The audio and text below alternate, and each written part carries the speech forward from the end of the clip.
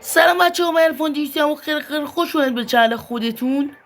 امروز اومدم با آموزش سیزن جدید، یعنی سیزن 7 و لاک کام تو سابقتون نره. بریم سراغ این ویدیو. لیتس گو.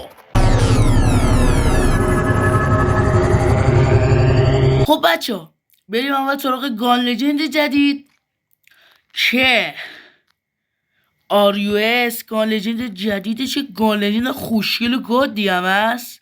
خدایی خیلی خوشگله. یعنی من گیم پلیشو دیدم خیلی گاد بود. اصلا رو دست این گان لجند نیومده گان لجند رایگان. البته AK 117 متیک شاید باشه. خب بریم سراغ این جواب بچه. این جواب چیه؟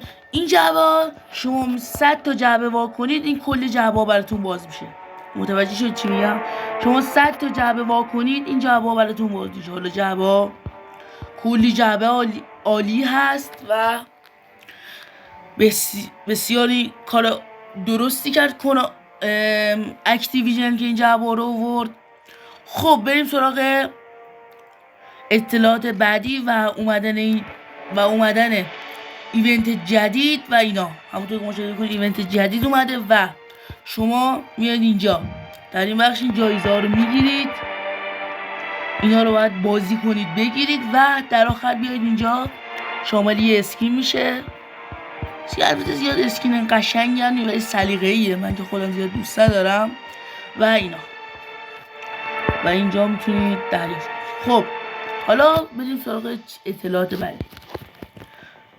اینجا هم یه سری جعبه اومده، میتونید اینا بگیرید و ازشون استفاده کنید. این جعبه و داشتم میگفتم دیگه.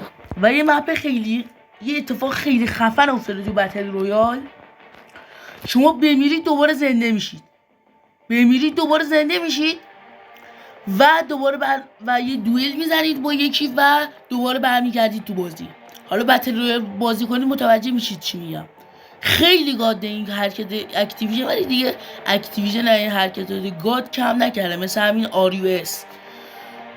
بچه ها برای دریافت RUS هم شما فقط باید جعبه بزنید. البته یه روش دیگه هم هستش. شما اگر CR56 رو گرفته باشید، پک زده باشید، 100% بعدش این شاردا بهتون میده. یه مقدار زیادی همتون این شاردا دارید. شما میاد این شاردا رو اینجا خرج میکنید و توکن این شاردا رو میدید و توکن RUS میگیرید، یا همون شاردا RUS. بعد بچه به نظر من برای این سیپین نزنید، واقعا ارزش نداره. این سیزن یا نهایتا 2 سیزن بعد شما گرفتید اینو. بچه برای تاریخ این RUS و AK 117 هم AK 117 آخره دی ماه میره و RUS هم تا یه حدودا 6 ماه دیگه اینطورا هست. گان متیکا 1 سال هست، گان لجندام 6 ماه. خب بچه این بود ویدیو امروز. امیدوارم ویدیو لذت کافی برده باشید. پس لایک کامنت سابقتون نره تا ویدیو دیگه. بدرود.